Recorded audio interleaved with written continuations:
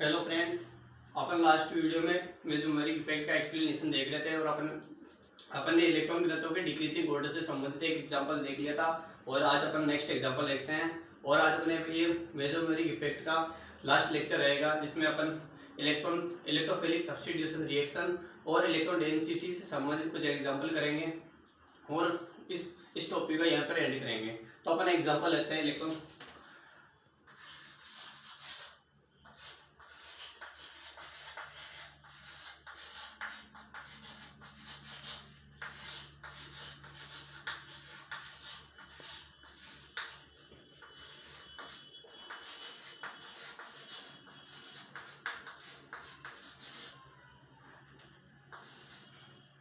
Decreasing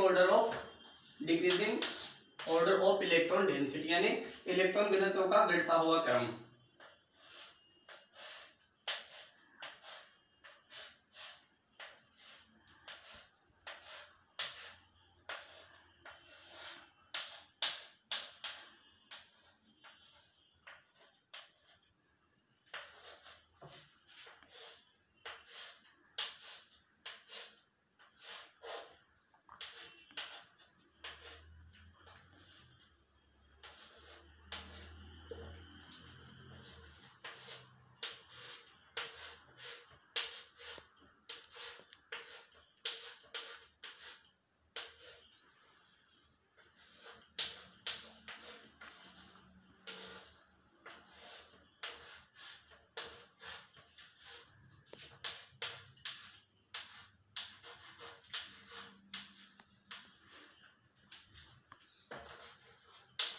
ये अपने पास चार एग्जांपल हैं। ए में फिनोल है, बी में क्लोरोबेंजीन है,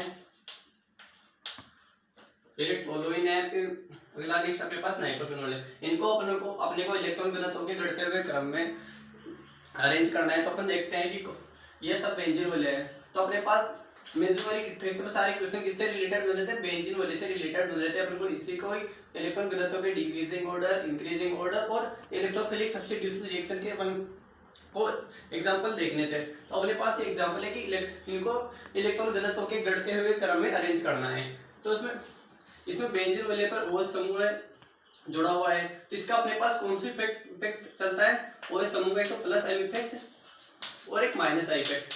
बट अपन ने अभी प्रेरणिक प्रभाव नहीं पढ़ा, मतलब इंडक्टिव इफेक्ट नहीं पढ़ा था। अपन यहाँ पे इंडक्टिव इफेक्ट की बात नहीं करेंगे। बट OH समूह का कौन सा इफेक्ट होता है? एक तो इंडक्टिव इफेक्ट और एक मेसोमेरिक इफेक्ट।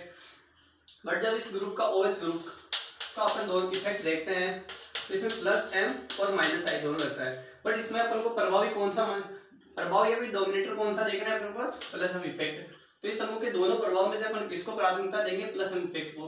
तो ये अपने इलेक्ट्रॉन युग्म वाले इलेक्ट्रॉन बेंजीन वाले को देगा। किसके द्वारा देगा? अनुनाद के द्वारा देगा। तो ये इसकी ऑर्थो और पैरा स्थिति पर इलेक्ट्रॉन घनत्व को बढ़ाएगा।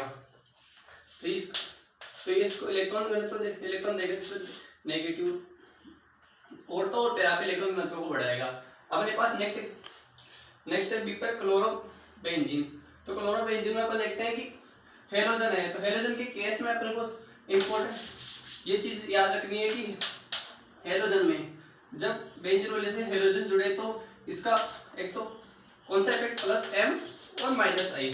क्योंकि इसमें बस लोन पेयर है तो अपने लोन पेयर वाले इलेक्ट्रॉन बेंजीन वाले को देगा।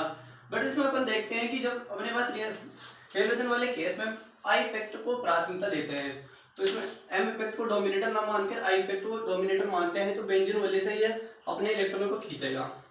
तो किसके द्वारा खींचेगा? प्रेरणिक प्रभाव के द्वारा इलेक्ट्रॉनों को खींचेगा। तो इससे इसकी ऑर्थो पैरा स्थिति पर इलेक्ट्रॉन घनत्व को घटाएगा। तो इसमें कौन से इफेक्ट को अपने डोमिनेटर माना? प्लस I इफेक्ट है, इससे इलेक्ट्रॉन को खींच रहा है। अपन सी वाले में देखते हैं बेंजीन वाले पे CH3। तो बेंजीन वाले से एल्किल समूह जुड़ा हुआ है। तो अपन को हमेशा याद रखना है कि जब एक बेंजीन वाले से एल्किल समूह जुड़े तो उसका हमेशा I इफेक्ट लगता है। तो I इफेक्ट से क्या करेगा? ये इलेक्ट्रॉन देगा, प्लस I इफेक्ट से इलेक्ट्रॉन को देगा। तो इलेक्ट्रॉनों को देगा तो क्या इलेक्ट्रॉन घनत्व को बढ़ाएगा। तो अपन को क्या ये चीज याद रखनी है कि जब एल्किल समूह R एल्किल समूह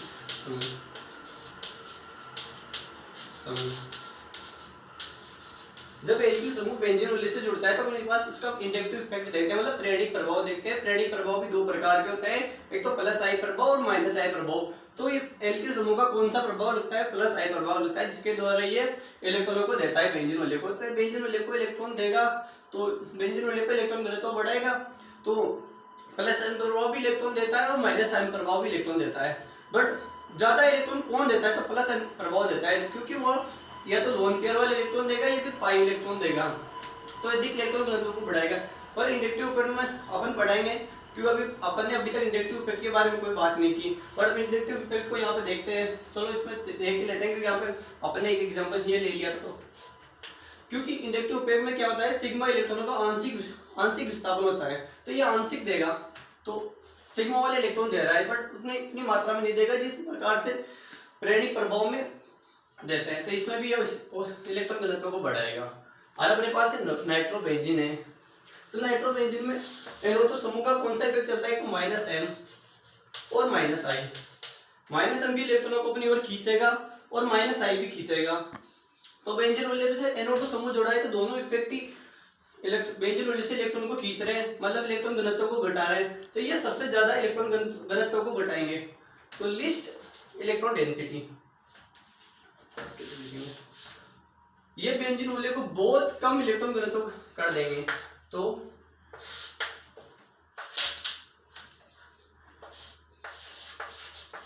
लिस्ट इलेक्ट्रॉन डेंसिटी क्या करेगा? NO2 समूह बेंजीन मूल्य को बहुत अधिक इलेक्ट्रॉन न्यून कर देगा। इसका अपने डिक्रीजिंग ऑर्डर देखते हैं। अब अपन देखते हैं एक बार वापस, ये भी OH समूह ये भी इलेक्ट्रॉन दे रहा है बेंजीन मूल्य को, देगा तो ऑर्थो पैरा स्थिति पे इलेक्ट्रॉन घनत्व को बढ़ाएगा। माइनस एम प्रभाव प्लस एम प्रभाव से तो इलेक्ट्रॉन दे रहा है, माइनस आई से खींच रहा है, तो अपन यहाँ पे डोमिनेटर कौन सा किसको मानेंगे? प्लस इफेक्ट को, क्योंकि जब किसी समूह के दो इफेक्ट एक साथ कार्य करें, मेसोमेरिक इफेक्ट और इंडक्टिव इफेक्ट, तो अपन प्राथमिकता किसको देते हैं? प्लस एम प्रभाव को देखते हैं, मेसोमेरिक इफेक्ट को देते हैं। बट जब हेलोजन का केस हो तो हेलोजन में तो हमेशा किसको प्राथमिकता देंगे? इंडक्टिव इफेक्ट को, आई प्रभाव को प्राथमिकता देंगे। तो यहाँ पे मेसोमेरिक इफेक्ट को प्राथमिकता देंगे, तो ये इलेक्ट्रॉन घनत्व को बढ़ाएगा ऑर्थो पैरा स्थिति पे। और ये वापस क्लोरीन बेंजीन Cl समूह, तो अपन ने देख लिया कि Cl हेलोजन के केस में तो अपन को याद ही रखना है कि जब उसके प्लस एम इफेक्ट भी लगे और आई इफेक्ट भी लगे, तो अपने को डोमिनेटर किसको मानना है? आई इफेक्ट को, मतलब आई इफेक्ट को प्राथमिकता देनी है। तो ये आई इफेक्ट के द्वारा इलेक्ट्रॉनों को खींच रहा है, और ये एल्किल समूह जुड़ा हुआ है, तो एल्किल समूह बेंजीन मूल्य को इलेक्ट्रॉन दे रहा है, तो इलेक्ट्रॉन दे रहा है तो इलेक्ट्रॉन डेंसिटी बढ़ा रहा है। और ये NO2 समूह, तो इसके दोनों इफेक्ट ही इलेक्ट्रॉनों को खींच रहे हैं, तो M इफेक्ट भी इलेक्ट्रॉनों को खींच रहा है और I इफेक्ट भी इलेक्ट्रॉनों को खींच रहा है। तो बेंजीन मूल्य को बहुत कम इलेक्ट्रॉन घनत्व कर देंगे बेंजीन मूल्य की ऑर्थो पैरा स्थिति पे। तो इसका अपन को ऑर्डर देखते हैं, सबसे ज्यादा इलेक्ट्रॉन घनत्व किसका? A का। फिर अब ये भी इलेक्ट्रॉन खींच रहा है, ये इलेक्ट्रॉन दे रहा है, पर ये इतना नहीं देगा जितना मेसोमेरिक इफेक्ट देता है। कि मैंने कहा कि मेसोमेरिक इफेक्ट सबसे ज्यादा इलेक्ट्रॉन घनत्व देता है, इलेक्ट्रॉन दे रहा है। अब यहाँ पे आई प्रभाव से दे रहा है एल्किल समूह, तो ये सबसे ज्यादा इलेक्ट्रॉन डेंसिटी इसकी, फिर C की। फिर अपन यहाँ देखते हैं कि NO2 समूह सबसे प्रबल इलेक्ट्रॉन खींची समूह है, तो ये तो जहाँ जुड़ेगा हुआ इलेक्ट्रॉन डेंसिटी को बहुत कम कर देगा, तो कम कर देगा, जिसका घनत्व इलेक्ट्रॉन घनत्व सबसे कम हो जाएगा। C पे ये इलेक्ट्रॉनों को खींच रहा है, तो कौन से इफेक्ट से खींच रहा है? आई इफेक्ट से, प्रेरणिक प्रभाव से खींच रहा है, तो ये उतना नहीं खींचेगा जितना ये खींचेगा, तो इस पे ज्यादा इलेक्ट्रॉन घनत्व होगा, ये सबसे कम ये हो जाएगा। तो अपने पास इसका डिक्रीजिंग ऑर्डर है, सबसे ज्यादा इलेक्ट्रॉन घनत्व इसका, फिर इसका C वाले का, फिर B का, फिर D का।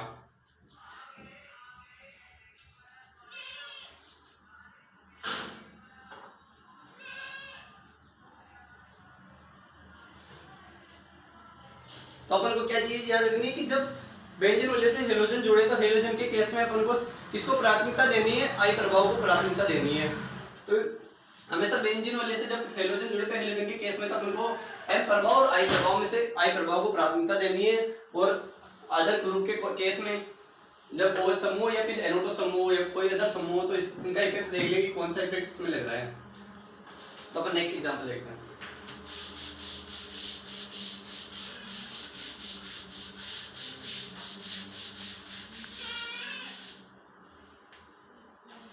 तो अपने पास यही है नेक्स्ट भी कि इलेक्ट्रॉन घनत्व के घटते हुए क्रम में लिखना है।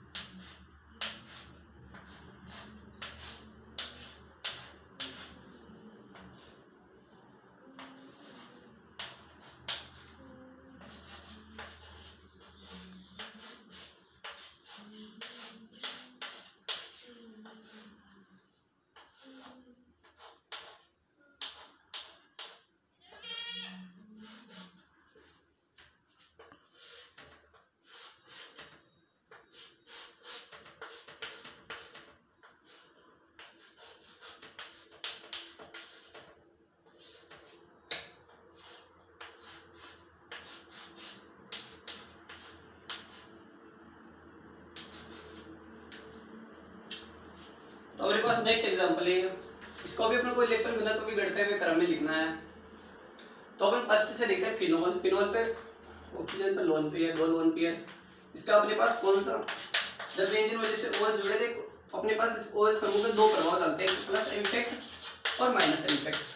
बट अपन जब प्लस इम्पैक्ट और माइनस इम्पैक्ट एक साथ कार्य करते हैं, अपन किसको प्राथमिकता देते हैं, प्लस इम्पैक्ट को। तो ये बेंजीन वलय को इलेक्ट्रॉन देगा, किसके द्वारा देगा, अनुनाद के द्वारा देगा। तो अनुनाद के द्वारा बेंजीन वलय को इलेक्ट्रॉन घनत्व इलेक्ट्रॉन देगा, तो बेंजीन वलय की ऑर्थो पैरा स्थिति पे इलेक्ट्रॉन घनत्व को बढ़ाएगा। जैसे इसने ये इलेक्ट्रॉन दिए, ये नेगेटिव चार्ज, ये नेगेटिव चार्ज इसकी ऑर्थो पैरा स्थिति पर घूमेगा। अब ये साइनाइड समूह, साइनो समूह बेंजीन वलय से जुड़ रहा है, इसका कौन सा इम्पैक्ट चलता है मेरे पास, माइनस एम। तो माइनस एम से इलेक्ट्रॉन को खींचेगा, तो इलेक्ट्रॉन को खींचेगा तो बेंजीन वलय की ऑर्थो पैरा स्थिति पे इलेक्ट्रॉन को घटाएगा। अब बेंजीन वलय से NH2 समूह जुड़ा है, NH2 समूह जुड़ता है, इसको बोलते हैं अपन एनिलीन। तो ये इसका भी अपने पास कौन सा इफेक्ट चलता है, प्लस एम। एम इफेक्ट से इलेक्ट्रॉन देगा तो इलेक्ट्रॉन घनत्व तो बढ़ाएगा। अब यहाँ पे बेंजीन वलय, अब इससे कोई ग्रुप ही नहीं जुड़ा हुआ है, तो ना तो इसको कोई इलेक्ट्रॉन बाहर से कोई इलेक्ट्रॉन दे रहा है समूह ने, कोई इससे इलेक्ट्रॉन खींच रहा है, तो इसके इलेक्ट्रॉन घनत्व सभी कार्बन पे सेम रहेगा। C1 पे जो इलेक्ट्रॉन घनत्व रहेगा वो C2 पे वही रहेगा, C3 पे भी वही रहेगा, C4 पे भी वही रहेगा, C5 पे भी वही रहेगा, C6 पे भी वही रहेगा। तो बेंजीन वलय पे जब कोई समूह इलेक्ट्रॉन घनत्व बढ़ाने वाला और इलेक्ट्रॉन घनत्व कम करने वाला, जब दोनों कोई समूह नहीं जुड़े हुए हैं तो सभी कार्बन पे इलेक्ट्रॉन घनत्व सेम रहेगा। तो अपन इसका डिक्रीजिंग ऑर्डर देखते हैं। अब अपने पास एक नई चीज यहाँ पे आएगी कि ये भी प्लस एम इफेक्ट से इलेक्ट्रॉन दे रहा है और ये भी प्लस एम इफेक्ट से इलेक्ट्रॉन दे रहा है। तो अपन पहले किसको लिखेंगे, कौन ज्यादा इलेक्ट्रॉन देगा। तो अपने पास एक केस फंस गया। अब इसमें क्या चीज देखनी है, अपने पास इसका ऑर्डर देखना है इलेक्ट्रॉन घनत्व का कि कौन ज्यादा इलेक्ट्रॉन घनत्व दे रहा है। तो अपने पास दो ऑर्डर देखे थे अपने, प्लस एम इफेक्ट और माइनस एम इफेक्ट के। प्लस एम इफेक्ट वाले अपने देख लिया था भाई कौन ज्यादा इलेक्ट्रॉन घनत्व दे रहा है, तो उसके ऑर्डर के अनुसार उसको देख लेंगे अपन भाई पहले कौन सा समूह आ रहा है। तो NH2 समूह तो पहले आ गया, उसके बाद 1 डिग्री एमीन NH2 समूह तो OH समूह से पहले आ रहा है, OH समूह तो काफी बाद में आ रहा है अपने पास, इसके बाद OR आ रहा है। तो अपन किसको प्राथमिकता देंगे, पहले इलेक्ट्रॉन ये देगा तो इसको ये ज्यादा इलेक्ट्रॉन घनत्व को बढ़ाएगा। इसके डिक्रीजिंग ऑर्डर लिखेंगे C, फिर A, ये भी दे रहा है, ये भी प्लस एम इफेक्ट से दे रहा है और ये माइनस आई इफेक्ट से इलेक्ट्रॉनों को खींच रहा है, और ये तो एम इफेक्ट से इलेक्ट्रॉनों को खींच रहा है और ये माइनस आई इफेक्ट से इलेक्ट्रॉनों को खींच रहा है। इसमें तो कोई ग्रुप ही नहीं जोड़ा है, इसका इलेक्ट्रॉन घनत्व तो सेम रहेगा। फिर किसका आएगा, सबसे ज्यादा ये आएगा, ये आ जाएगा NH2 से ज्यादा देगा तो C,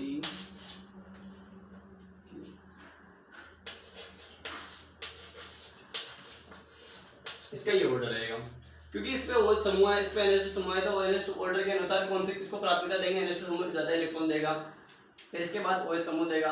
अब इससे तो इलेक्ट्रॉन खींच रहा है, इस पे कोई ग्रुप जुड़ा हुआ है नहीं, तो ना तो इलेक्ट्रॉन देगा ना इलेक्ट्रॉन खींचेगा, इसका डिक्रीजिंग ऑर्डर हो जाएगा।